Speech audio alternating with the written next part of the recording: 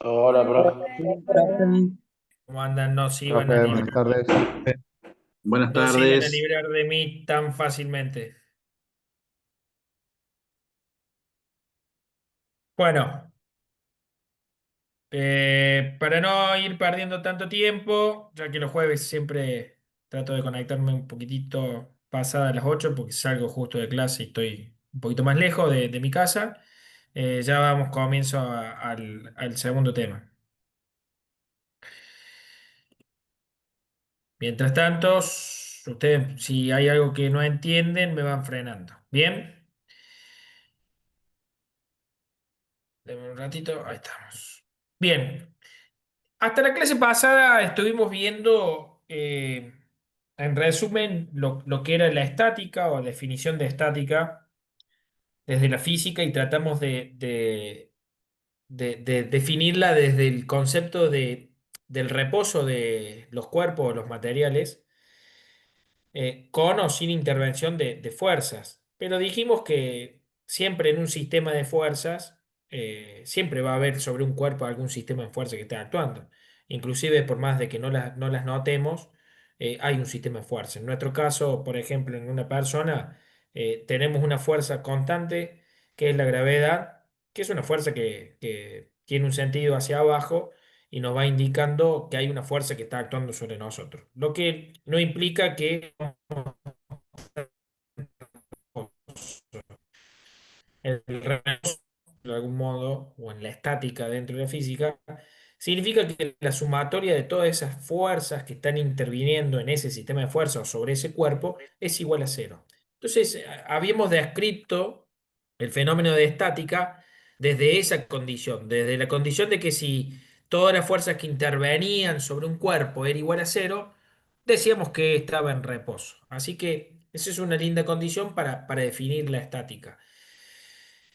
Definimos fuerza, no sé si recuerdan, definimos que es una magnitud vectorial elemental dentro de la física, dentro de lo que puede describir la física. Habíamos descrito que existían eh, cuatro fuerzas elementales en la naturaleza que describían un montón de conceptos, aquellas fuerzas que son de contacto, aquellas que no son de contacto, y las podíamos clasificar en fuerzas gravitatorias, fuerzas no gravitatorias, eh, fuerzas electrostáticas o eléctricas y, y fuerzas de cuerpos celestiales o astrales que determinaban un poco lo que eran los conceptos que iban más por fuera de la Tierra y un poquito más lo que es el espacio y la interacción entre los cuerpos o entre las grandes masas.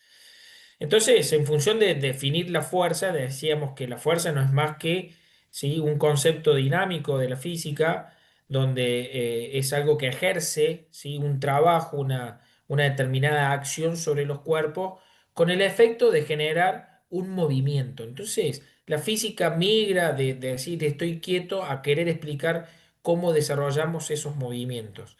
Entonces, cuando definíamos la fuerza después desde un punto de vista matemático o vectorial, la definimos como una flecha. ¿Recuerdan si yo les dije que era una flecha?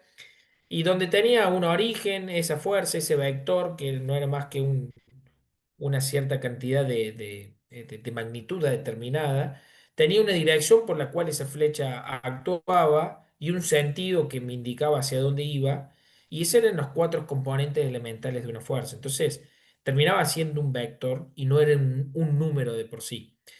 Entonces, al ser un vector, el comportamiento de los vectores pasa a ser distintos que el comportamiento de la matemática. Y no podíamos sumar las fuerzas así como sumamos en la matemática, 2 más 2 es igual a 4 porque obviamente que tiene que ver cómo está actuando y hacia qué sentido y dirección está esa fuerza y la magnitud, obviamente, dentro de ellas. Habíamos visto un poquito ahí en resumen propiedades de esa fuerza.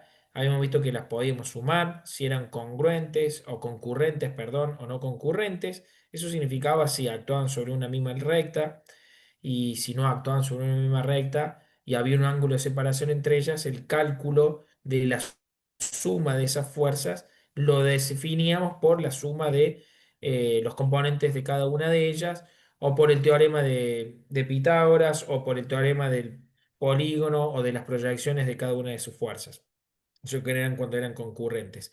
Cuando eran colineales, podíamos hacer la suma algebraica porque estaban actuando sobre la misma dirección y podían tener el mismo sentido o distintos sentidos. Y después veíamos otro tipo de fuerzas, otro tipo de interacciones de fuerzas que tenían que ver con esto de fuerzas paralelas que actuaban en distintos lugares, pero sobre una misma recta de acción, o sea, tenían distintas direcciones, distintos sentidos, pero actuaban sobre una misma recta de acción. Y ahí yo les expliqué a ustedes que el caso para poder sumar esas fuerzas cuando son paralelas, ya sean de igual sentido o de distintos sentidos, no lo desarrollamos, pero sí se buscaba una resultante en función de si eran de igual sentido, caía en el medio de entre ellas dos, y si es de distintos sentidos, normalmente iba a estar hacia afuera de esas dos, en una recta, del lado de donde tenga mayor cantidad de fuerza. Y eso también podemos explicar un montón de otros conceptos. En función de la estática, definimos lo que era máquina simple. Si ustedes recuerdan, definimos lo que era una palanca. eh, de primer género, de segundo género y de tercer género. Las tratamos de describir donde las de primer género, su punto de apoyo o su lastre o lo que ustedes quieran llamar en función de lo que leamos, pero podemos decirle punto de apoyo, se encontraba entre las dos fuerzas y nosotros ahí decíamos que existía una fuerza que era paralela, perdón, una fuerza que le llamamos fuerza o potencia de fuerza, y la otra era la resultante. Entonces, la palanca de primer género iba a depender cómo nosotros movíamos ese punto de apoyo. Y ahí poder interaccionar y buscar el equilibrio o no, en su defecto, si quisiéramos hacer palanca. Em, Sí, definimos que en las palancas de primer género los componentes son tanto la potencia como la resistencia y habíamos hablado de los brazos de esas palancas. El brazo de la palanca de la potencia y el brazo de la palanca de la resistencia. Entonces, la relación entre ellos también, o sea, entre los brazos, la distancia entre el origen y dónde está aplicada la fuerza, nos determinaba a nosotros ese coeficiente, ¿sí? de potencia o perdón, o de palanca que nos permitía a nosotros deducir si era eficiente o no la utilización de una palanca, tanto en la de primero, en la de segundo o en la de tercer género en función de cómo daba ese resultado. Y siguiendo con máquinas simples, después vimos poleas. Las poleas no es más que una extensión de una palanca, pero con el objetivo de hacer un movimiento giratorio, ¿sí? O sea, girábamos sobre un eje la proyección del brazo de la palanca y la hacíamos extensiva, entonces la potencia, mientras más largo era la manivela, recuerdan esa palabra, o la manija, como quieran llamarlo ustedes, aplicando una fuerza que va a ser perpendicular al diámetro que tengo en la polea, podíamos generar, perdón, la polea no, en el torno, podíamos generar un movimiento rotacional y generar una tensión sobre resistencia y poder hacer un efecto parecido a una palanca, pero de una manera mucho más simplificada y generando siempre un único objetivo que es generar la elevación o el descenso de esa resistencia. Y después vimos las poleas, que teníamos dos tipos de poleas o tres tipos de poleas, aquellas que son fijas, aquellas que eran móviles y aquellas que eran polipastos o compuestas, y las podíamos clasificar en dos tipos, factoriales y exponenciales, y veíamos cómo las poleas, siendo una máquina simple, justamente por el efecto giratorio de esta palanca, porque termina siendo una palanca, no es más que una proyección también de las máquinas simples y lo podemos explicar ahí. La única ventaja que teníamos en la polea es que había casos en que sí podíamos disminuir el efecto de la potencia aplicada sobre la resistencia en la cual nosotros trabajábamos o tratábamos de levantar. Y eso nos llevaba a pensar de que aplicando menos fuerza íbamos a poder levantar más peso, pero no significaba que el sistema, yo hago, a ver, hago menos trabajo. En realidad, el brazo de la palanca de la resistencia en esa máquina simple que es una polea terminaba siendo mucho más grande porque era la sumatoria de sus radios, ya sea de manera exponencial o de manera eh, factorial, o sea, multiplicándolo. Y con eso terminamos estática, definíamos esas máquinas simples. Eh, Ejemplos de ello, creo que estuvimos hablando. Hay muchos en la utilidad, le damos a esas tres máquinas simples una gran cantidad de efectos que nos simplifica el trabajo de la aplicación de una fuerza y del movimiento, digo, porque, eh, digo, Me doy un ejemplo. Si yo quiero levantar la persiana de mi pieza y no me paro abajo de la persiana y hago fuerza desde abajo, donde comienza la persiana, y la enrollo yo sola. No, voy a aplicar algún sistema, ¿sí? Que me permita hacer la fuerza en un único lugar, ¿sí? Y una simplificación de ese trabajo, o una optimización de ese trabajo. Y obviamente que eso tiene que ver con un concepto energético que no lo estamos desarrollando en este momento. Bien, ahora nos vamos a dedicar a estudiar un poco la cinemática. Vamos a empezar a ver un poco la cinemática, que no es más que el estudio, ¿sí? De estas interacciones, de estas fuerzas que interaccionan sobre los cuerpos, pero que ya se encuentran en movimiento, ¿sí? Entonces la física que se dedica a estudiar los movimientos no más que la definición elemental de la física cinemática. Entonces acá está bueno porque vamos a empezar a desarrollar conceptos que tengan que ver propiamente con el movimiento en sí. Como primera consideración, debemos considerar el movimiento en las dimensiones. ¿Qué es lo que es una dimensión o cómo lo podemos explicar una dimensión? Es lo que nosotros percibimos, ¿sí? Hoy en la matemática, en la física, nosotros describimos tres dimensiones elementales. Puede ser en una única dimensión, que es como ver una imagen, ¿sí? Lineal, Profe, sí. perdón, yo sigo viendo la misma filmina de introducción, no sé si para No, que me cambie. perdón, perdón, para que voy a La misma subirlo. filmina se ve. No, no cambie todavía, no cambie nada. Bien. No, no adelante ninguna efímera. Estoy todavía en la introducción. Entonces, eh, volví al caso. Tenemos que explicar lo que son las dimensiones. Y las dimensiones no es más que los ejes en un plano, que nosotros dibujamos antes, cuando íbamos al secundario, pero por lo menos que lo entiendan. Una dimensión es, por ejemplo, dibujar un eje de las X o un eje de la Y y tratar de entender el movimiento en un solo eje. No considero ni hacia arriba ni hacia abajo, sino, por ejemplo, hacia adelante y hacia atrás, si estoy considerando el eje de las X. Eso es hablar en una única dimensión y es una forma simplificada de poder entender lo que es una dimensión.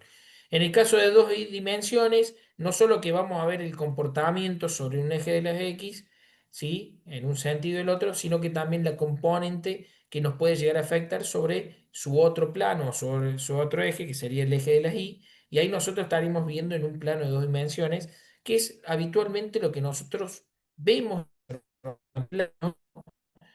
y lo que nosotros observamos plasmado, ¿sí? Un dibujo o lo que sea, una hoja es un plano, la pantalla es un plano, entonces estaríamos viendo en esas dos dimensiones. Y la tercera dimensión no es más que la proyección del eje de la Z, ¿sí? En ese plano, y obviamente que ese vector o ese eje Z atraviesa, es como si yo estuviese viendo ahora la compu y la pantalla de ustedes es un plano en dos dimensiones y el eje de la Z atraviesa de manera perpendicular ese plano, o sea, un eje que sale hacia atrás y hacia adelante de la pantalla. Entonces ahí yo ya puedo localizar y es lo que yo también observo, ¿sí? Mi cerebro ve dos dimensiones, pero hace una proyección de la tercera dimensión, o sea, la profundidad de las cosas es lo que nos determina a nosotros una tercera dimensión. O sea, la morfología, las tres dimensiones. Ah, bien. La tercera dimensión es la que nos dice la forma, nos dice el tamaño, nos dice qué espacio real ocupa en ese lugar.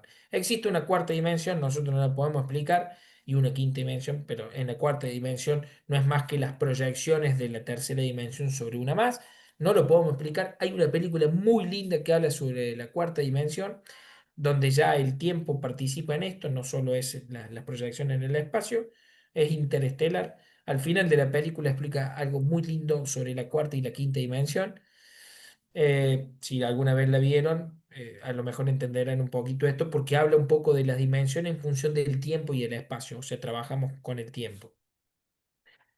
Bien, entonces definiendo las dimensiones, también ahora podemos definir los tipos de movimiento que existen en la física, ¿sí? Entonces, en los movimientos que existen, existe un movimiento traslacional, que lo dice la palabra, o sea, es cuando nos trasladamos de un punto A a un punto B. Y eso lo puedo llevar en las tres dimensiones, ¿sí? Bien, perdón que hay... Lautaro, ahí está. Gracias, Fernando. No sabía si me estabas preguntando o saltaba el sonido. Bien, existe un movimiento traslacional que es cuando movemos de un punto A al punto B. Es lo que hacemos cotidianamente. Me voy a la casa de mi suegro, me voy a la casa de mi hermano, me voy al trabajo. O sea, me muevo del punto A al punto B. Eso es un movimiento traslacional. O sea, estamos cambiando en el espacio. Después tenemos movimientos rotacionales que es cuando giramos sobre nuestro propio eje. Y puede haber una combinación en este movimiento translacional, porque digo, muchas veces puedo ser traslacional y rotacional al mismo tiempo. Por ejemplo, cuando un futbolista patea la pelota va girando sobre su propio centro de masa y a su vez va avanzando, entonces se hace un movimiento combinado. Pero tenemos también un montón de movimientos rotacionales. Lo vimos en el tema anterior, los tornos, las poleas. El movimiento de la polea es un movimiento rotacional. Y sus componentes, obviamente que son distintas, ni dudarnos que ahora vamos a ver cuáles son sus componentes en ese movimiento. Y después tenemos un tercer movimiento que está más relacionado con la descripción, creo que más interna de la física hacia la química o hacia los materiales, que tiene que ver con un movimiento vibratorio. Y cuando hablamos de vibraciones, hablamos de movimientos de manera, ¿sí?, periódica sobre un mismo eje o sobre dos ejes. ¿Sí? Eso es una vibración, ¿sí? Cuando movemos sobre un mismo eje. Por ejemplo, hoy un efecto vibratorio es, no sé, por ejemplo, una pelota que está picando y no para de picar y siempre se mueve en el mismo lugar. Eso es un movimiento, ¿sí?, vibratorio. Y eso describe, aunque ustedes no lo crean, la vibración o el movimiento vibratorio describe un montón de la física elemental de las partículas. Y a partir de ahí, obviamente, un montón de otros conceptos que no lo vamos a desarrollar, pero sí tenganlo presente que es bastante importante en la física. Entonces, obviamente, eh, como les decía yo a ustedes, o sea, no solo yo moverme e ir al trabajo es un ejemplo de un movimiento translacional, sino, por ejemplo, el giro de la Tierra, o el movimiento de una polea, puede ser un movimiento rotacional, ¿sí? O el péndulo de un reloj puede ser un movimiento vibratorio, esos péndulos de reloj viejos que estaban colgando en la pared y que marcaba un segundero, porque lo hace de manera periódica, o sea, tiene una cantidad de veces repetidas en un mismo tiempo ese movimiento. Eso es lo que nos determina a nosotros el concepto de movimiento vibratorio. Bien, tenemos que describir ahora tres conceptos, que creo que vamos a estar toda la clase de hoy describiendo estos tres conceptos, que nos va a poder llevar a entender después un poco más la dinámica de los otros movimientos que veamos el jueves que viene. El primer concepto que tenemos que entender nosotros tiene que ver con la posición. Entonces, la posición yo la voy a definir así. La posición no es más que la ubicación en función de un punto de referencia elegido o de un marco de referencia. ¿Sí? Normalmente esa posición consideramos el marco de referencia a un sistema coordenado. Entonces, usted me va a decir, profe, ¿cuál es mi posición? Y si yo estoy acá, eh, voy a dar un ejemplo. Ustedes están sentados en la vereda de su casa y ven pasar un auto y giran hacia la izquierda y ven en la esquina que viene un auto y vuelven a girar hacia la derecha en la otra esquina y calculan el tiempo que pasa, el auto se movió de la posición de una primera esquina hasta la segunda esquina. Ese es un marco de referencia. Yo elijo mi marco de referencia. Los marcos referenciales en la física son muy importantes para poder describir los movimientos. Voy a abrir un paréntesis a lo que estoy queriendo decir. La teoría de la relatividad de Einstein habla justamente de dónde yo pongo mi marco referencial, ¿sí?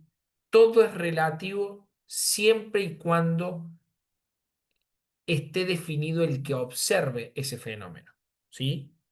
Entonces, miren este concepto que le voy a decir. Si yo estoy viendo pasar en bala 500 kilómetros por hora. Lo veo pasar casi de manera instantánea. Si yo voy en una ruta paralela a velocidad constante de 100 kilómetros por hora y veo pasar un tren bala, ya lo veo pasar más lento desde mis dos puntos de posición. Si yo voy en una ruta paralela y voy a 300 kilómetros por hora, lo veo pasar aún cada vez más lento. Pero si yo voy a la misma velocidad, no veo movimiento. Entonces, fíjense en cómo el marco de referencia es el que está observando el movimiento. Y ni hablemos si el que observa el movimiento está en el mismo marco referencial. O sea, cómo yo puedo, adentro del tren que va viajando kilómetros por hora, cómo yo puedo explicar los movimientos que ocurren adentro del tren que viaja kilómetros por Se corta, hora. profe. Depende de lo observado. ¿Sí? Entonces, fíjense que la posición, se cortó internet. Por el No, ahí audio está. recién. Sí, Eh, profe, sí, intercortó todo. bien, ahora regresó. Déjame un segundito.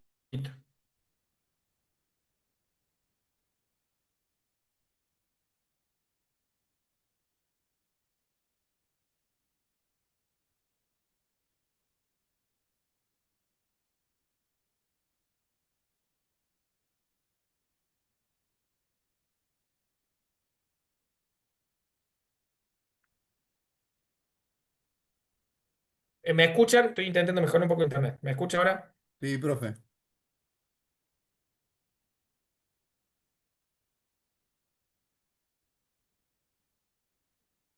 Claudio, ¿me escuchas bien?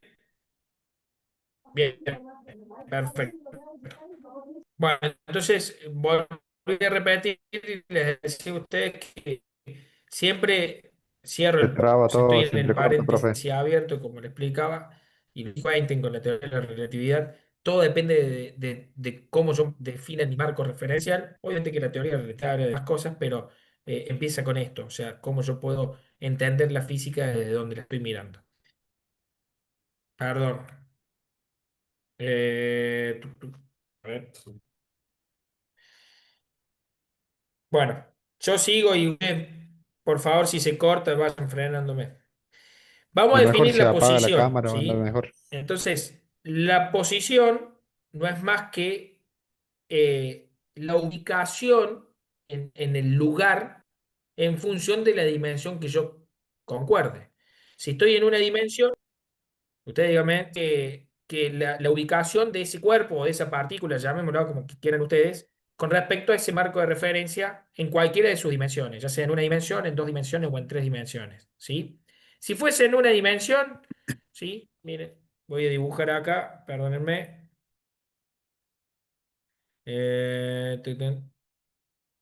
Si fuese una dimensión, vamos a suponer que tengo una recta, ustedes saben que esa recta va a tener un cero, ¿bien? ¿Esto lo saben? Sí. Y hacia la derecha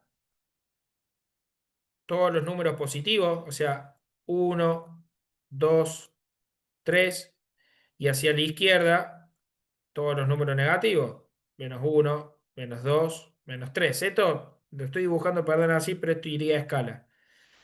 Entonces, la posición en una dimensión no es más que la ubicación de un cuerpo, lo vamos a dibujar acá, en un determinado lugar.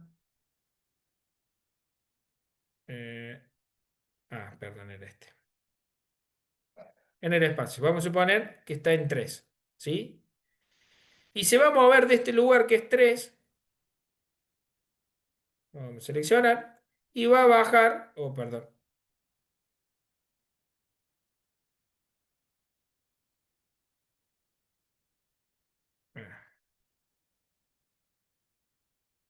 y va a viajar a la posición que yo le quisiera llevar. Esto es definir la posición en una dimensión, ¿sí? Está en 3, viaja a 0. Está en 3, viaja a -3. ¿Sí? Entonces, cuando yo puedo definir en un punto de una recta que contiene de menos infinito más infinito, puedo definir cuál es su ubicación. ¿Sí? Entonces, ¿cómo yo puedo encontrar cuánto se desplazó? Bien. Entonces, la posición nos va a determinar a nosotros el concepto de desplazamiento. Y el desplazamiento no es más que el cambio de posición, ¿sí? Entonces, miren, voy a partir desde el cero para que no tengamos tantas indicaciones. Este es el cero. Y yo digo, una partícula se mueve de la posición inicial, que es cero, y va a la posición final, que es 3. ¿Sí? La vamos a escribir así no se confunden ustedes. Esto es cero y este es 3. Bien. Entonces yo digo, una partícula en su posición inicial está en cero y su posición final es en 3. ¿Cuál es su desplazamiento? Bien, su desplazamiento es proporcional a la diferencia entre sus puntos de ubicación. ¿Hasta ahí me siguen? Sí, Bien. sí, profe. Entonces, ¿cómo calculo yo cuál es mi desplazamiento? Bueno, fíjense en que vamos a aplicar esta ecuación y voy a decir que el desplazamiento, ¿sí? Lo vamos a llamar delta, ese valor delta no es más, este concepto, este dibujito que ven ahí matemático se llama delta, es una letra griega en mayúscula, y no es más que el cambio. Entonces voy a decir que mi desplazamiento, yo lo voy a poner con la letra D porque acá no puedo poner la delta. El desplazamiento es igual a la posición final, que dijimos que era 3 y menos la posición inicial, que en este caso era 0. ¿Sí? Como resultado, obtengo que mi desplazamiento es 3 porque 3 menos 0 es la cantidad de distancia, perdón, de desplazamiento o de cambio de posición que yo hice. Y esto es aplicable a cualquier punto de la recta. Fíjense, ahora vamos a ir a otro ejemplo donde digo yo, estoy en 2, ¿sí? Como posición inicial y me muevo hasta -3. ¿Cuánto me desplacé?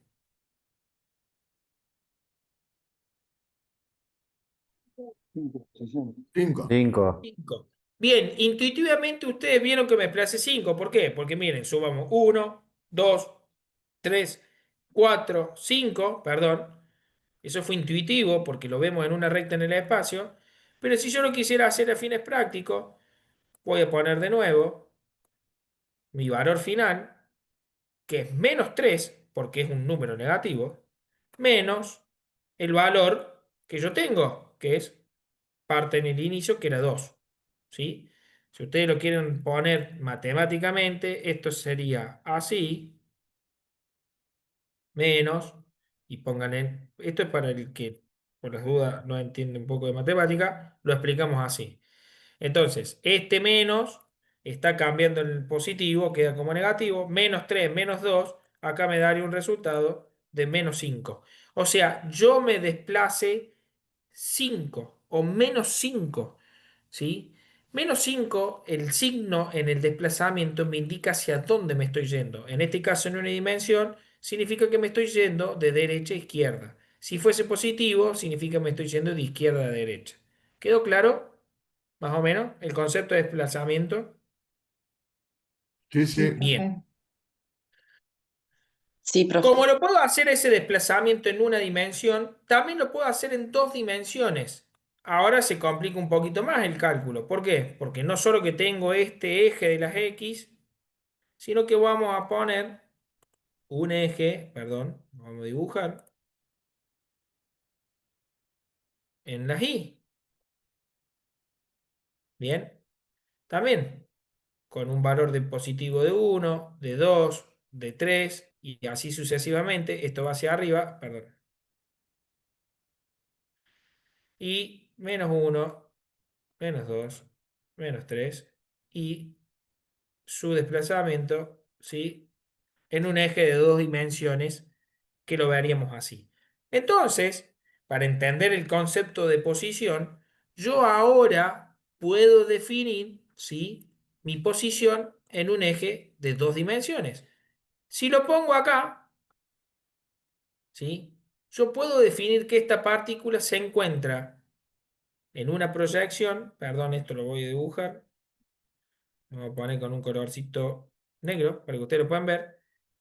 Yo tiro una proyección que va a ser hacia acá, o sea, paralela a esta X y paralela a esta otra X. Y lo que obtengo acá, fíjense, es un cuadrado, un rectángulo en función de cómo yo lo estoy ubicando. Pero sí encuentro que en el punto 2 de las ejes de las X y en el punto 1, cuando trazo esas dos rectas, tengo un punto. Cuando yo encuentro la intersección de dos rectas, lo puedo simbolizar como un punto en el espacio o como una posición en el espacio. Entonces, normalmente esta posición se escribe, primero las X, perdón, y después las Y, se escribe que la posición en el espacio es 2, 1, perdón, 1, entre eje de las X, 2, ¿sí? Mi punto en el espacio está definido en este eje de coordenadas que nosotros también hoy lo vemos a los ejes de coordenadas en un mapa, en un montón de otras cuestiones, ¿sí? Los ejes de coordenadas es poner en un plano una posición determinada en el espacio. Entonces ahora yo puedo decir que esta partícula que está en la posición 1, 2 se movió, vamos a seleccionar, a esta posición. Bajó hasta acá. ¿Sí? Bien. ¿Qué valor tendría?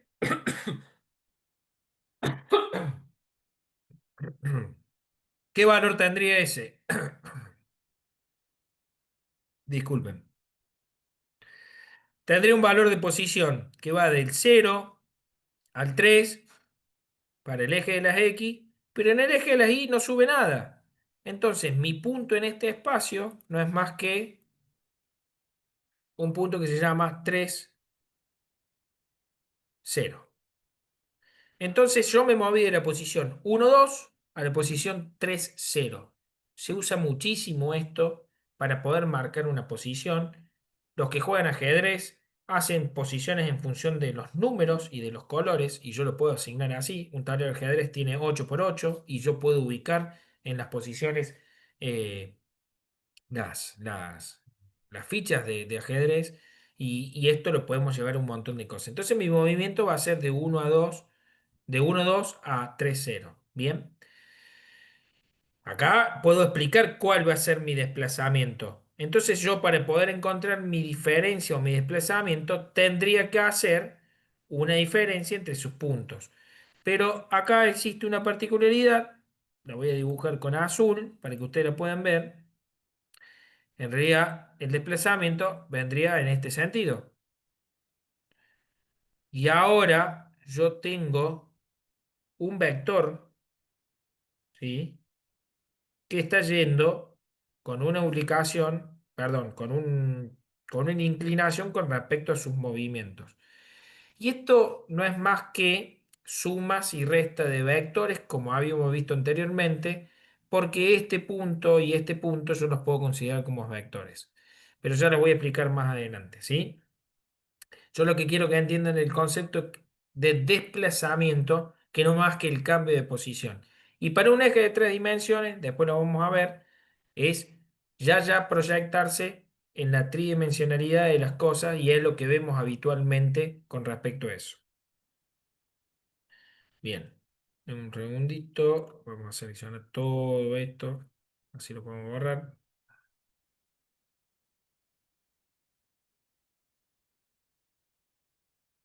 Y pasamos al otro concepto.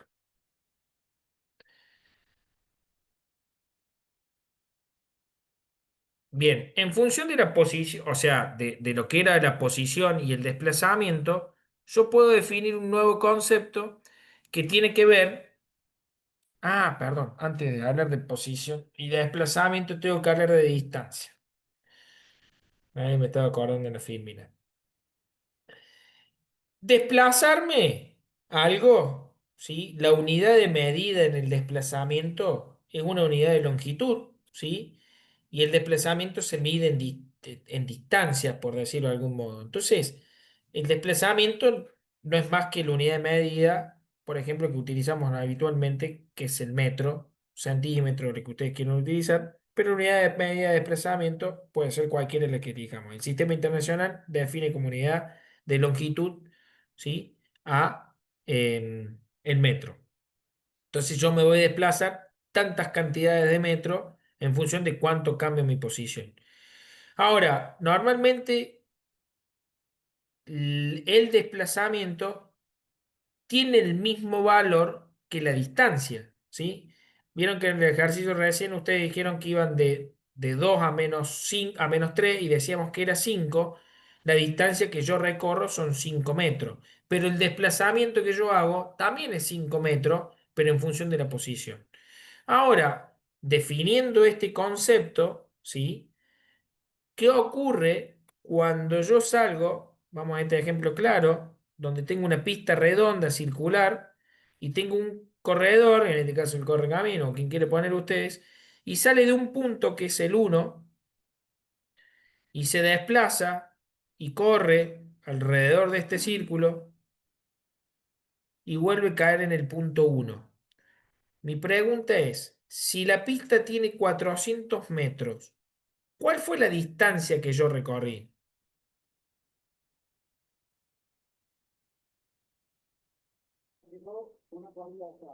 Sí. La pista tiene 400 metros en cualquiera de sus lados. Bien, ¿cuál fue la distancia que recorrí? Si salgo de uno y termino en uno. Y los 400 400. metros. Muy bien, 400. perfecto. Ahora mi segunda pregunta es, si el desplazamiento tiene que ver con una posición en el espacio, si yo salgo del lugar uno y vuelvo a caer en el lugar uno, ¿cuánto me desplacé? Teniendo en el punto Cero. cero. Muy bien. ¿Se dan cuenta la diferencia entre desplazamiento y distancia? ¿Se dieron Sí, cuenta?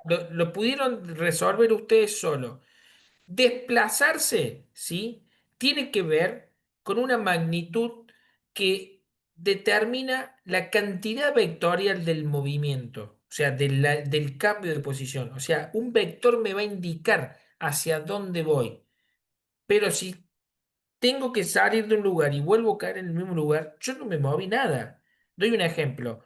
Si yo tengo que ir hasta la farmacia y volver y considero mi movimiento todo el desplazamiento, fui a la farmacia y volví, o sea, todo el completo, yo no me desplacé a ningún lado, volví a estar en el mismo lugar donde estoy.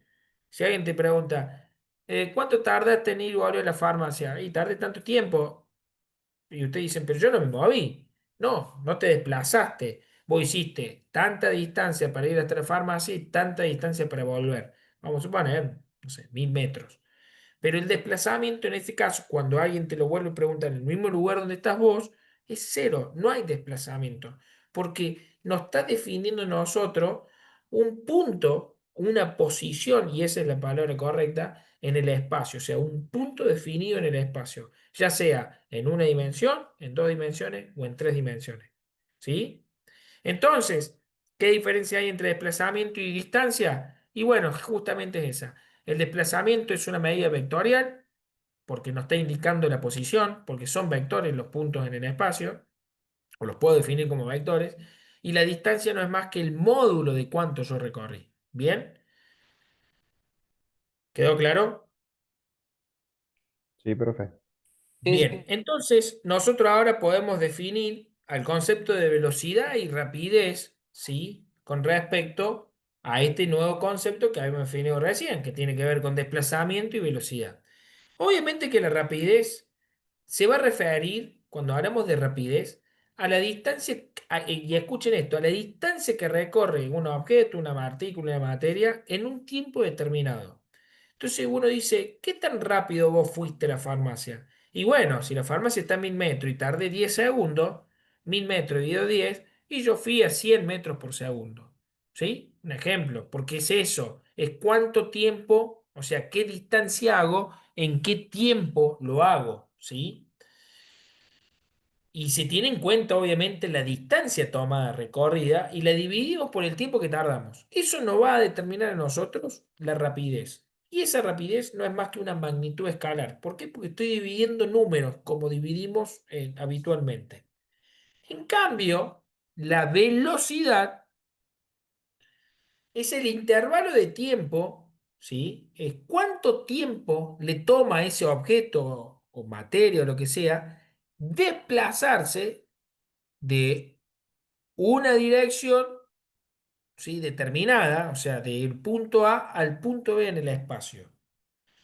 Entonces, evidentemente, cuando nos estamos desplazando en un mismo sentido, en una misma dirección, yo puedo considerar que la distancia, ¿sí? Es lo mismo que el desplazamiento, pero al entender cuánto yo me estoy desplazando, estoy considerando a qué dirección y a qué sentido estoy yendo del movimiento, lo cual la velocidad la termina haciendo una magnitud vectorial. Entonces, cuando nos definimos en este coso, estamos hablando de lo mismo, velocidad y rapidez, uno diría lo mismo. Pero miren, les voy a dar el ejemplo claro para poder definir por qué nosotros en la física lo tenemos que describir así. Cuando uno va en el auto y dice, voy a 100 kilómetros por hora de velocidad, en realidad no es la velocidad, ¿sí? En realidad lo que está midiendo el auto es la rapidez a la cual yo voy. Les pregunto, la velocidad que marca el velocímetro, si yo voy para adelante y para atrás, vamos a suponer que en marcha atrás, en reversa, es 20 kilómetros por hora. Para adelante voy a 20 kilómetros por hora. ¿El auto sabe que estoy yendo para atrás? No, profe. O sea, el instrumento que me mide la velocidad, ¿sabe que estoy yendo para atrás? No. Entonces, No, eh, solamente te da el módulo. exactamente, solamente me da el módulo. Entonces, ¿por qué lo llamamos velocímetro? Si no me está midiendo la velocidad, me está midiendo la rapidez. El auto no sabe si yo voy a doblar, si yo estoy siguiendo derecho o no estoy siguiendo derecho. Cuando estoy doblando en una curva y voy a 90 kilómetros por hora, no me está indicando que estoy doblando 90 kilómetros por hora en una dirección. Me está diciendo que voy a 90 kilómetros por hora en ese lugar. ¿Por qué? Porque estoy avanzando tanta distancia en un determinado tiempo. ¿Sí? Por eso cuando nosotros medimos la velocidad, perdón, dicho de otra forma, cuando leemos ese valor en el instrumento de un auto, lo que estamos midiendo es la rapidez, lo que estamos evaluando es la rapidez. Es cuánta distancia estoy haciendo en un determinado tiempo. ¿Sí? Ahora, para poder medir la velocidad promedio, la velocidad determinada, tengo que entender hacia dónde voy. Entonces yo ahí sí puedo medir la velocidad, por ejemplo, si digo, me estoy yendo de Villa María, punto A Córdoba, y hay una distancia o hay un desplazamiento total de 159 kilómetros. ¿Cuánto tiempo tardo? ¿Una hora? ¿Una hora 20? Bueno, 159 kilómetros que hay del punto A al punto B, no de manera lineal, sino real, entre con curva y todo, dividido el tiempo, yo ahí podría decir que estoy midiendo mi velocidad promedio. ¿Sí? Ahora, muchas veces nosotros malinterpretamos el concepto de rapidez y velocidad. ¿Sí?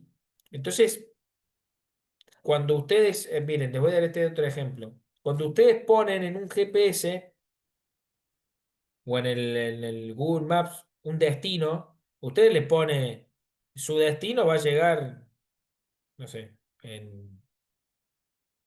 no sé, doy un ejemplo. Yo cuando pongo Villa María Córdoba, que viajo, me pone su destino va a llegar en 1 hora 35. ¿Y cómo hace el Google Maps para poder calcular el tiempo, sabiendo a qué velocidad o no voy a ir? Y no lo sabe. Sí hace un promedio de las velocidades en la cual se pueden circular y lo que te dice a vos es que en función de todo el recorrido, de todo ese desplazamiento, vas a tardar una determinada cantidad de tiempo porque tu velocidad promedio va a ser de 100 kilómetros por hora o 120 kilómetros por hora. Ya considera en los lugares que vos vas a ir a 100, a 120, a 130 o a 60 si estás entrando en la ciudad. Eso es lo que hace Google, o sea, es un aparato que te va midiendo por partes la suma de todas sus velocidades y por eso te puede calcular una velocidad promedio, ¿sí? O un tiempo promedio para ese recorrido.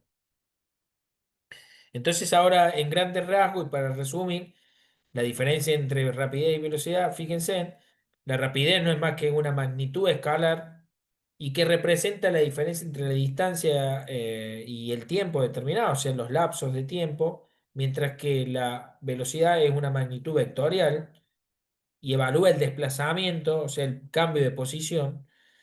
Eh, en la forma en calcularla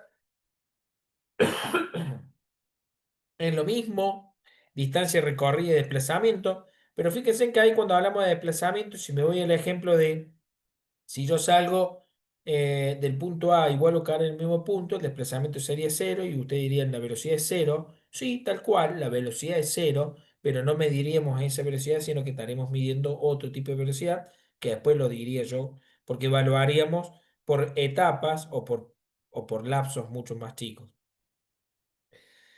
Eh, Podemos calcular su media, que es el promedio, y sus magnitudes difieren en ser escalares o vectoriales en función de la unidad de medida. Las dos las medimos lo mismo, es tanta unidad de medida de distancia o de longitud dividida la unidad del tiempo. Lo que nos lleva a nosotros a definir ahora un nuevo concepto que tiene que ver con velocidad instantánea y rapidez instantánea. ¿Y eso qué difiere? Y difiere en esto, cuando yo quisiera medir, ¿sí? El valor de un delta de x, ¿sí? Que es el cambio de posición con respecto al tiempo, y cuando ese tiempo lo tiendo a hacer una diferencia casi cercana a cero, 0,0000001 segundo, póngale en un instante, este desplazamiento se hace cada vez más chiquitito, esos puntitos en una recta, que terminan siendo un punto. Entonces, al ser un punto esa diferencia con respecto a un mismo tiempo, nosotros en matemática lo resolvemos de la física con lo que decimos que es un diferencial, se iguala con el mismo valor de la distancia recorrida, lo cual en velocidades instantáneas termina siendo igual a la rapidez instantánea. O sea, si yo quiero medir en un punto determinado cuál es su velocidad instantánea, estaríamos hablando de lo mismo, velocidad o rapidez instantánea. En un punto dado, en un intervalo de tiempo finito, digo, lo podríamos buscar desde ese lugar. Y eso es un lindo concepto para tener presente porque ahí sí encuentro una relación directa entre ambas cosas. Velocidad instantánea y rapidez instantánea terminan siendo exactamente lo mismo. Nos quedaría ver esto, así ya cerramos el concepto. Lo cual nos lleva a pensar ahora en lo siguiente. Hemos hablado de velocidad, hemos hablado de qué es cuánto me desplazo de un lugar al otro, he hablado de la rapidez por la cual yo lo hago, que es lo mismo, muchas veces, volvemos a repetir, decimos lo mismo, pero lo que sí tengo que tener en cuenta es que muchas veces nosotros percibimos esos cambios de velocidades justamente porque estaríamos haciendo cambios de direcciones o desplazamientos o distintas funciones de velocidades con respecto al tiempo. En la física, el cambio de la velocidad, es la velocidad inicial menos la velocidad final, o la velocidad final, perdón, menos la inicial, sobre el delta tiempo, que es el tiempo final menos el tiempo inicial, nos estaría diciendo nosotros que ese delta de velocidad en función del delta del tiempo, definimos a la aceleración. Y ahí la aceleración no es más que la interacción de lo que nosotros vemos como cambio de velocidades en el espacio. Eh, La aceleración nosotros la podemos sentir, también sigue siendo un vector, ¿sí? Al igual que la velocidad. Y digo, ¿por qué digo la podemos sentir a la aceleración? Porque muchas veces cuando yo acelero, estoy notando que en un instante dado tengo una velocidad y al instante siguiente tengo una velocidad distinta, lo que me va a hacer percibir el cambio de desplazamiento de distintos modos. Si me estoy moviendo más rápido, por cada unidad de tiempo, significa que estaría sintiendo una fuerza que interacciona cada vez más fuerte o cada vez más rápido, o cada vez más constante, como quieran llamarlo ustedes, sobre ese movimiento del cuerpo. Después vamos a encontrar una relación en las leyes de Newton entre la aceleración y esa fuerza para que ustedes puedan comprenderlo. Pero dicho de otra forma, la aceleración no es más que el cambio de las velocidades, ¿sí? En función de ese delta del tiempo. Bien,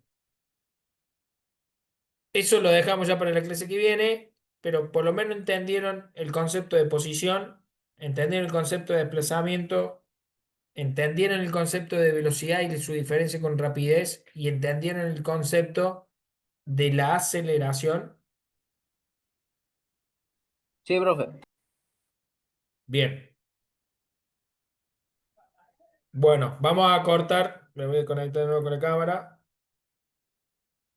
Vamos a cortar ahí. Y ya la clase que viene arrancamos con movimiento rectilíneo uniforme y movimiento rectilíneo uniformemente variado, como para darle un poco más de significancia a esto y dónde lo podremos aplicar dentro de la física, ¿sí? Perfecto, profe. Bien. Bueno, ¿Dudas? profe. ¿No? ¿Quedó claro o están más en el horno? Pueden hablar. Los dejo que participen. Bueno, por el momento no. ¿Va a subir este material, Bueno, profe? sí, ya les voy a subir todo esto. Calculo que en el fin de semana les paso ya directamente la.